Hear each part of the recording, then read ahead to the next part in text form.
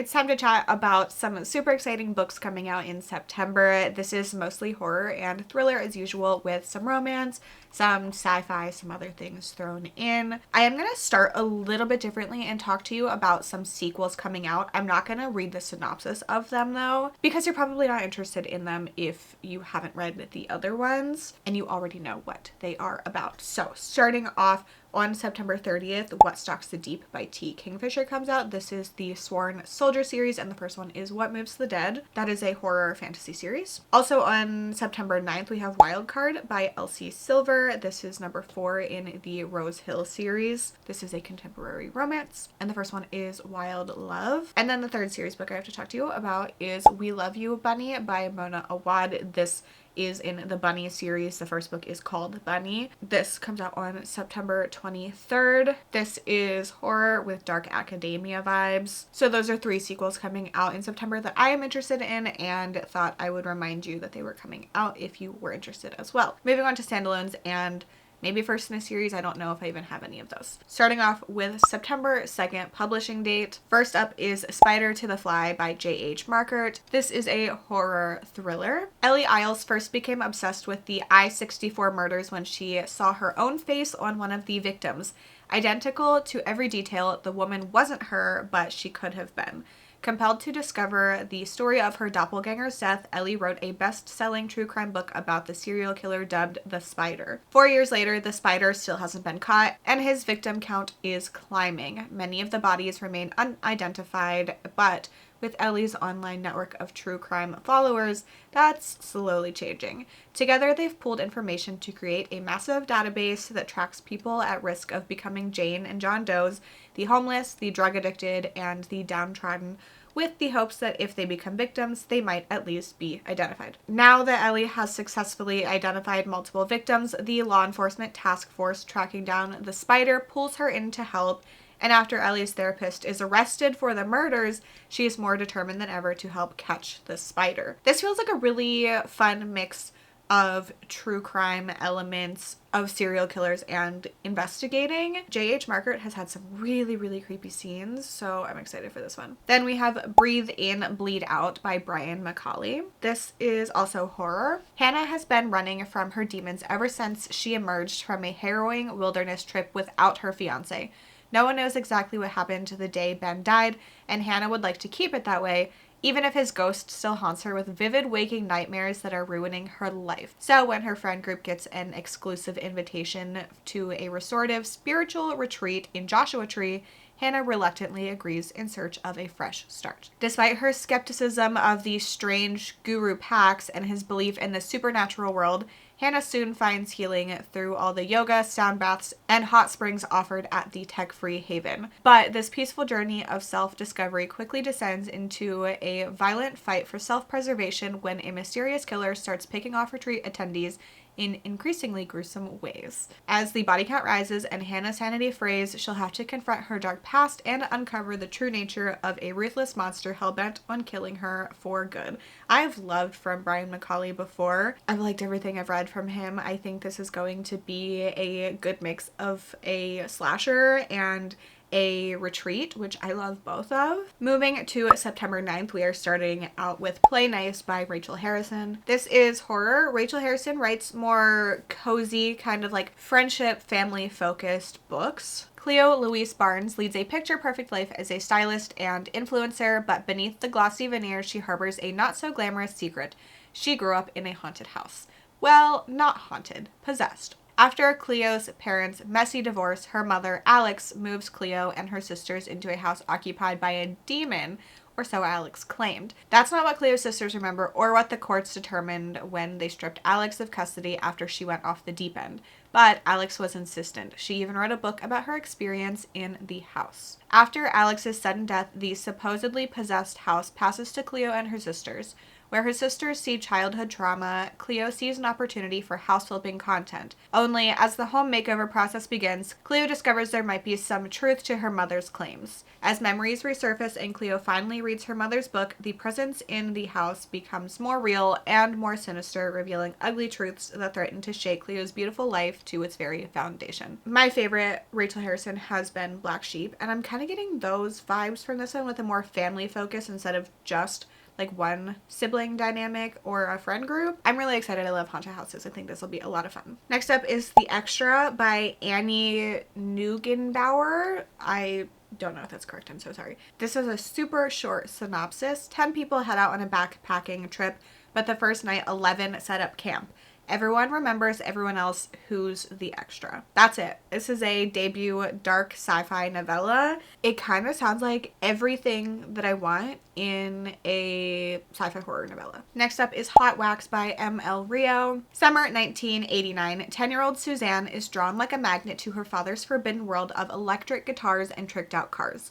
When her mother remarries, she jumps at the chance to tag along on the concert tour that just might be Gil and Nikhil's wild ride to glory. But fame has sharper fangs than anybody realized, and as the band blazes up the charts, internal power struggles set Gil and his group on a collision course destined for a bloody reckoning, one shrouded in mystery and lore for decades to come. The only witness to a desperate act of violence, Suzanne spends the next 29 years trying to disappear. She trades the music and mayhem of her youth for the quiet of the suburbs and the company of her mild-mannered husband, Rob. But when her father's sudden death resurrects the troubled past she tried so hard to bury, she leaves it all behind and hits the road in search of answers, hitching her fate and Gil's beloved car to two vagabonds who call an old Airstream trailer home. She finds everything she thought she'd lost forever: desire, adventure, and the woman she once wanted to be. But Rob refuses to let her go. Determined to bring her back where she belongs, he chases her across the country and drives her to desperation all her own. I love books that focus on music and center these kinds of things. I am a little worried about it being like a road trip story because I tend to find them kind of boring, but I think this is a really cool cover and could be an interesting one. Next up is You Weren't Meant to Be Human by Andrew Joseph White. Festering masses of worms and flies have taken root in dark corners across Appalachia. In exchange for wavering loyalty and fresh corpses, these hives offer a few struggling humans salvation, a fresh start. It's an offer that none refuse. Disturbing. I love it. Crane is grateful. Among his hive's followers, Crane has found a chance to transition, to never speak again, to live a life that won't destroy him. He even met Levi, a handsome ex-Marine and brutal killer who treats him like a real man mostly. But when Levi gets Crane pregnant and the hive demands the child's birth, no matter the cost, Crane's desperation to make it stop will drive the community that saved him into a devastating spiral that can only end in blood. Sounds very, very disturbing, and I'm in. Next up is The Burial Tide by Neil Sharpson. Knock Knock Open Wide by this author was one of my favorites of last year, so really, really looking forward to this one. A woman who can't remember her death. On an eerily quiet island off the coast of Ireland, a woman with no memory claws her way out of her grave and back to life. But not everyone welcomes the return of Mara Fitch, an island with a terrible secret. Inishbinock, that's very wrong probably, where strange, misshapen figures watch from the trees and the roads are covered in teeth. Where two brothers gambling for nothing, the doctor only treats the dead, and the pub owner speaks in riddles. Where a poet loses and finds his soul, and a husband without a wife claims to know everything about Mara. What does that mean? A past that refuses to stay buried. As Mara returns to her life on this upside-down island, her memories begin to leach their way back to the surface. The more she remembers, the more the village will do anything to stop her. But the sea remembers it all. Listen, listen, listen, listen. Is this one of my most anticipated books of the year? Yes, absolutely. I love this author's writing. I love how unique it was. This one sounds so cool. It sounds weird. I truly think I'm going to love this book. Moving on to September 16th, we are starting out with another very likely weird one, Galloway's Gospel by Sam Redline. Edenville by this author is one of the weirdest books I've ever read, and I think this is going to be no different. 2009, Rachel Galloway is bored in class. She spends the dreary fall days sketching in her notebook. adorable pigs munching on her boring teachers, and imagining a utopia where all the horrors of Burnskittle High School disappear. But when her classmates start to believe this utopia could be real, Galloway finds herself at the center of an elaborate and quickly spreading new religion. Before long, the town is split between believers and non-believers. As tensions rise and the rituals become more dangerous, Galloway can't be sure what's real and what's not, or who she can trust. Cult watch. I don't know what that means. In 2019, this is the cryptic message that Renfield County Guard Rachel Durwood receives from her colleague Mark, mere days after he's disappeared. Mark's notes leads Durwood to the town of Burnskittle, famously sealed off from the rest of the county 10 years ago. Now she discovers a small insulated community preparing for the rapture and seemingly their collective demise. In order to save Burnskittle, sorry, that's such a funny name. Wow, I actually don't have my glasses in. There's no L in there. It's Burnskidde, Burnskide. Still weird. Anyway, in order to save it from itself, she must piece together the fallout from 2009 and avoid being swept up in the monstrous cult herself. As Rachel Galloway watches her life spiral out of her control, Rachel Durwood navigates a world where history, horror, and faith collide. Despite being separated by a decade, Galloway and Durwood may be closer to each other than they realize. But even together, will they be able to stop Burnskide's impending doom? I should learn how to read. Anyway, doesn't this sound so weird and very interesting? I agree. Then we have The Dead of Summer by Ryan Lasala. This is the only YA I have on this list, but I loved The Honeys by this author, and I think this one's going to be just as good. 2 days before, Ollie Veltman is finally coming home to the quaint island of Anchor's Mercy after a year away while his mom battled cancer. It should be a celebration. His mom is cancer-free, and she's determined to have the best summer ever, but Ollie's now ex-best friends thinks he abandoned them, and he's returning with a lot of questions. Because for a place that's perfect on the outside, a secret rots inside. A secret that could explain his mom's illness and the illness of so many other locals. Ollie's desperate search for the truth turns life or death when a storm descends upon the island. In its wake, a long sunken horror arises. 3 weeks after, Ollie is being held in isolation aboard a military hospital ship in the harbor. They say he's a survivor, but they only know half the story. The truth is more dangerous than Ollie ever believed, and he suspects his saviors aren't here to save anyone. Only Ollie can stop what comes next, but that means getting back to Anchor's Mercy before it vanishes below the waves, taking with it everyone he has ever loved. This cover is so cool as well. Okay, I'm gonna put my glasses on after my issue with not being able to see. I don't even know if that'll help. I think I just can't read, actually. Next up is Fiend by Amakatsu. This is her first not historical horror, and I am personally super excited about that. Imagine if the Sackler family had a demon at their beck and call. Interesting.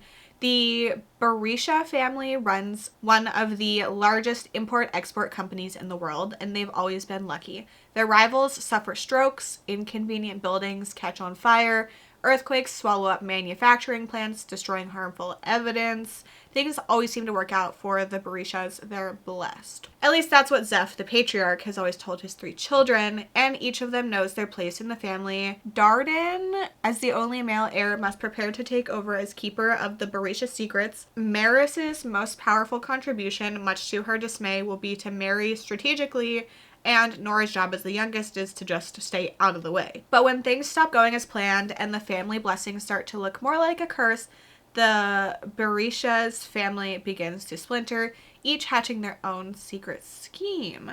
They didn't get to be one of the richest families in the world without spilling a little blood, but this time it might be their own. Then we have The Whistler by Nick Medina. This is horror. For fear of summoning evil spirits, native superstition says you should never ever whistle at night. Henry Hoddard was on the verge of fame, gaining a following and traction with his eerie ghost hunting videos. Then his dreams came to a screeching halt. Now he's learning to navigate a new life in a wheelchair, back on the reservation where he grew up, relying on his grandparents' care while he recovers. And he's being haunted. His girlfriend Jade insists he just needs time to adjust to his new reality as a quadriplegic, that it's his traumatized mind playing tricks on him, but Henry knows better. As the specter haunting him creeps closer each night, Henry battles to find a way to endure, to rid himself of the horror stalking him. Worried that this dread might plague him forever, he realizes the only way to exile his phantom is by confronting the troubled past and going back to the events that led to his injury. It all started when he whistled at night. I love a good ghost story. I think this will be really fun. Moving to September 23rd, we have Slashed Beauties by A. Rushby. This is a gothic feminist body horror set in different timelines. Sole present day, antique dealer Elise's task is nearly complete. She has at last secured Elizabeth, the third and final anatomical Venus. Crafted in 18th century London and modeled after real-life sex workers to entice male medical students. These eerie wax figures, known as Slashed Beauties, carry unsavory lore. Legend has it that the figures are bewitched and come to life at night to murder men who have wronged them. Now, Elise embarks for England, where she knows that she must sever her cursed connection to the Venuses once and for all. London, 1763, abandoned and penniless in Covent Garden, wide-eyed Eleanor and another young woman, Emily, are taken under the wing of beautiful and beguiling Elizabeth, one of the city's most highly desired courtesans among the rich and powerful. But as Eleanor is seduced deeper into a web of money, materialism, and men, it seems that Elizabeth may not be the savior she appears to be. As the timelines begin to intersect, it becomes clear that the woman's stories are linked in deeper, darker ways than it initially seems, and that the only method for Elise to end the witchcraft that binds her legacy is to gather all three models in one place and destroy them. However, these haunted, murderous dolls might not be ready to burn. This sounds really unique and fun. Then we have Spread Me by Sarah Gailey. I've really enjoyed from this author previously. This one is sci-fi horror. Kinsey has the perfect job as the team lead in a remote research outpost. She loves the solitude and the way the desert keeps her far away from the temptations teeming out in the civilian world. When her crew discovers a mysterious specimen buried deep in the sand, Kinsey breaks quarantine and brings it into the hab. But the longer it's inside, the more her carefully controlled life begins to unravel. Temptation has found her after all, and it can't be ignored any longer.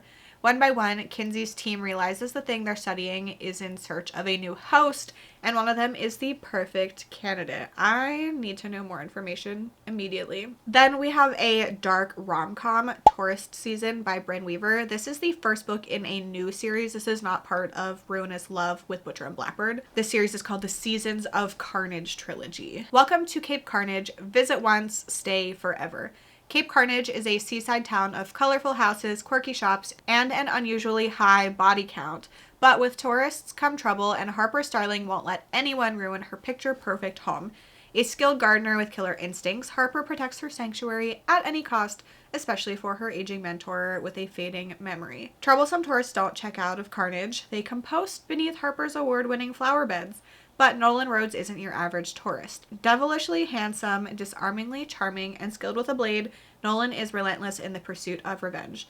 On every anniversary of the hit-and-run accident that fractured his life, Nolan slays another target, and he saved the best for last, the undeniably beautiful Harper Starling. The problem? Harper isn't the monster he expected, and she won't go down without a fight. When an amateur true crime investigator comes to Cape Carnage on the trail of a long-lost serial killer, Harper and Nolan strike an uneasy truce.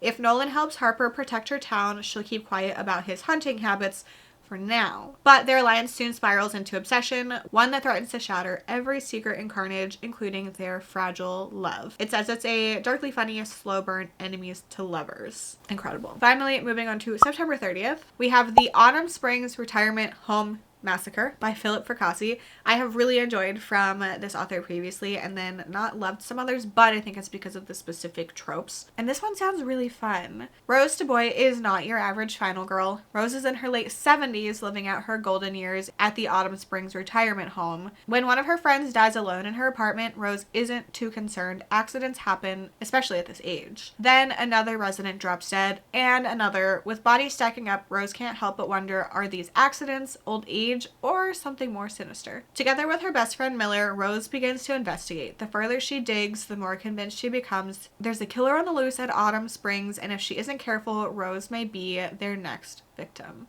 Honestly, I think this might be everything that I wanted from the Thursday Murder Club. This is said to be a blood-soaked slasher though, so just to warn you. Then we have a paranormal romance, Soul Searching by Lila Sage. This is the first in a new series called Sweetwater Peak. Collins Cartwright does not want to go home. Sweetwater Park, Wyoming was supposed to be in her rearview mirror, but when she finds out a developer is trying to buy her parents' antique shop out from under them, she doesn't have a choice. At least that's what she tells her family. They don't need to know she's lost her job and is out of money, or that the ghosts that have always been her companions have recently gone silent. But just because she's returned home doesn't mean she has to stay with her parents or crash on her twin sister's couch. Lucky for her, the new-to-town upholsterer has a room for rent above his store. Unluckily, it's absolutely crawling with more ghosts who are freezing her out, and Collins hates being ignored. Brady Cooper is absolutely and totally fine. Seriously, there's no secret reason why he decided to uproot his life and suddenly move to Sweetwater Park. He just needed a change of pace, at least that's what he tells himself and everyone else. When he agrees to let the elusive Collins Cartwright stay in his spare room, he doesn't know that she's absolutely bonkers, constantly talking to herself and having conversations with no one, or that she looked like that. Oh. But as they begin to get closer, the lines between them start to blur, leaving both of them and the ghosts that have been pushing them together wondering whether or not their temporary arrangement could be something more permanent. This sounds like a fun time. And finally, we have The October Film Haunt by Michael Wehunt. That's probably also not correct. 10 years ago, Jory Stroud was the rising star of The October Film Haunt, a trio of horror enthusiasts who camped out at the filming locations of their favorite scary movies, sharing their love through their popular blog. But after a night in the graveyard from Proof of Demons, perhaps the most chilling cult film ever made, directed by the enigmatic Helene Enriquez, everything unraveled. Now, Jory has built an isolated life with her young son in Vermont. In the devastating wake of her viral, truth-stretching Proof of Demons blog entry, hysteria, internet backlash, and the death of a young woman, Jory has put it all, along with her intense love for the horror genre, behind her. Until a videotape arrives in the mail. Jory fears someone might be filming her, and the Rickies, Enriquez's obsessives who would do anything for the reclusive director, begin to cross lines in shocking ways. It seems Helene Enriquez is making a new kind of sequel, and Jory is her final girl. As the dangers grow more unexpected and strange, Jory must search for answers before the proof of the movie's title finds her and takes everything she loves. This is compared to Horror Movie by Paul Tremblay, which is one of my favorites. I think it'll be super entertaining. So those are the books coming out in September that I wanted to share with you. If you have any others that I didn't mention, definitely leave them in the comments for people to check out. I'd love to know what book you are most looking forward to reading in September. If you made it to the end and want to leave me an emoji to say you're here, you could leave me a book stack. If you want to see new releases from January to August, I also have videos for those, so you can check out the playlist. Also, if you're aware of any new releases coming out in October that you think I should check out, let me know. Thank you so much for hanging out with me. I hope to see you in my next one. Bye.